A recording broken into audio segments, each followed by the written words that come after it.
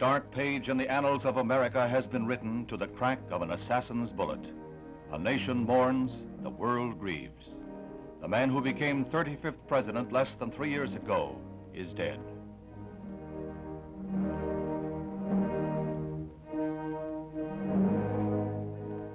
He led his country boldly through the treacherous shoals of Cold War crises. His firm commitments to support the cause of democracy throughout the world won him acclaim almost unprecedented in the history of the presidency. He faced up to communist threats with such firm shows of force that Khrushchev backed down in Cuba, softened the hard red line on Berlin.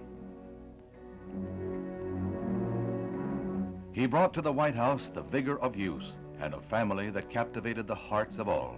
No possible shadow loomed over this last group picture of his family, John and Jacqueline, John and Caroline.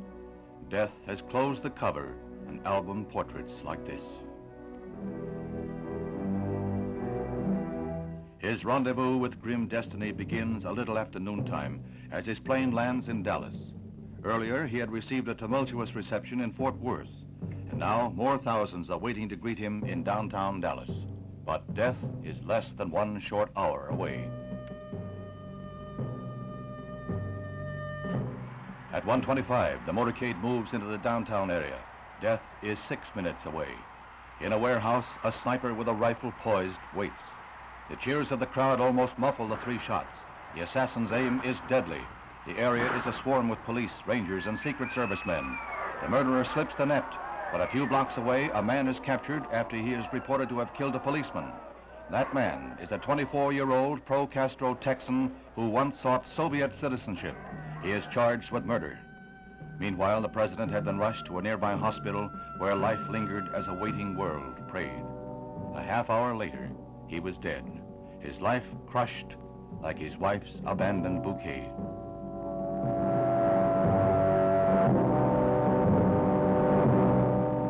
A shocked nation weeps.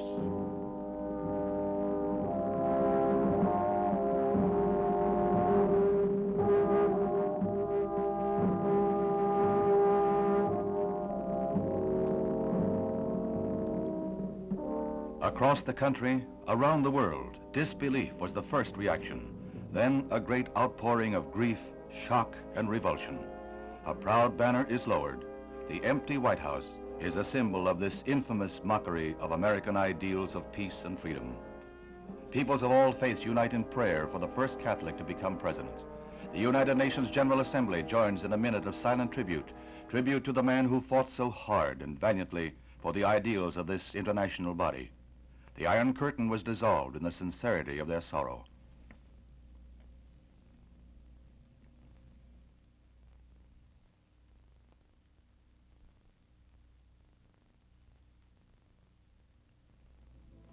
As always, democracy finds its strength in the continuity of the presidency. Lyndon B. Johnson becomes the 36th president of the United States, just 99 minutes after his predecessor's life had ebbed away. The widow, with stamina born of courage, stands bravely by the new president's side. Mr. Johnson accompanies the martyred president's body back to the Capitol, a Capitol still paralyzed by shock. Sad tasks are ahead. It is arranged that the president's body will first lie in repose at the White House. Then it will be moved to the rotunda of the Capitol for public homage.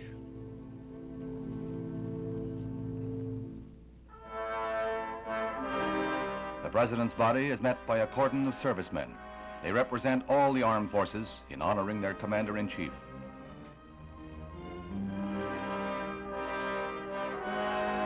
The widow, on the arm of her brother-in-law, remains a towering figure of fortitude through her long ordeal.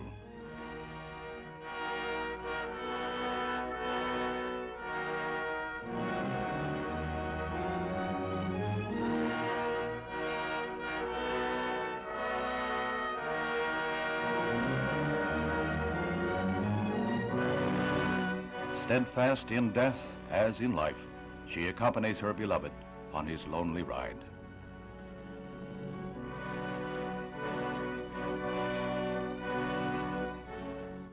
Then President Johnson and the First Lady leave the plane. Now the Texan, who has devoted his life to an energetic public career, faces the burdens of office in days of foreign and domestic crises to keep burning the torch that has inspired a free world. With humility, the President of the United States harks to the future. This is a sad time for all people. We have suffered a loss that cannot be weighed. For me, it is a deep personal tragedy. I know that the world shares the sorrow that Mrs. Kennedy and her family bear. I will do my best. That is all I can do. I ask for your help and God's. In some men, the presidency has bred greatness. They have become giants forged in the crucible of courage. Now begins a new chapter in the history of a nation grown great under the inspired leadership of great men. President Johnson faces his monumental tasks with a sense of integrity that is unquestioned, with knowledge that breeds respect, and with hope that God will guide his hand. Far into his first night as president, he faces his awesome future unflinchingly. The light of reason won't be dimmed by a rifle shot. May God, in his wisdom, help President Johnson keep it shining brightly.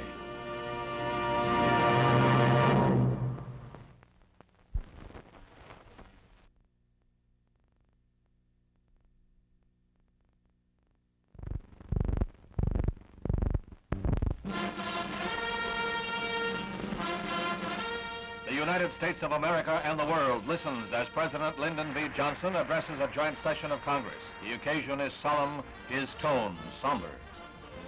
I am here today to say I need your help. I cannot bear this burden alone. I need the help of all Americans in all America.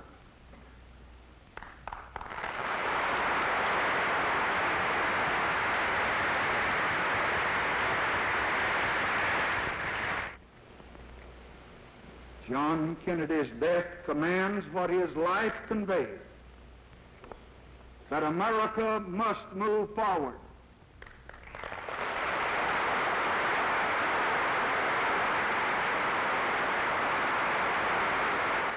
The new president is quickly caught up in the many burdens of his office. He confers with Secretary of Defense Robert McNamara on military problems around the world, and is briefed by Secretary of State Rusk on foreign affairs. Overnight, the strong continuity of the presidential office is apparent. He welcomes the counsel of President Eisenhower, partisan politics forgotten.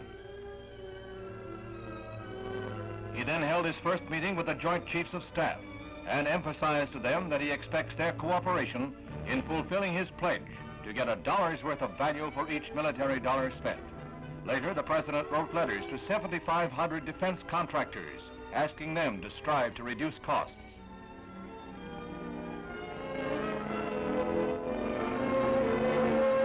Meanwhile, tens of thousands of mourners continue to file past the grave of President Kennedy.